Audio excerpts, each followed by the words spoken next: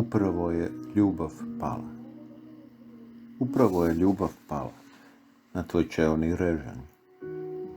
Zar nisi čula?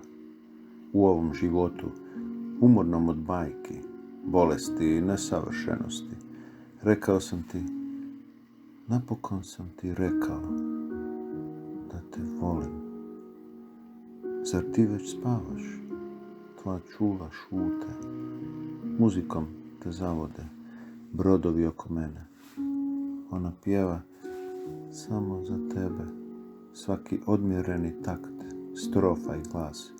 Morali su ti reći do sad da upravo je ljubav pala negdje između nas.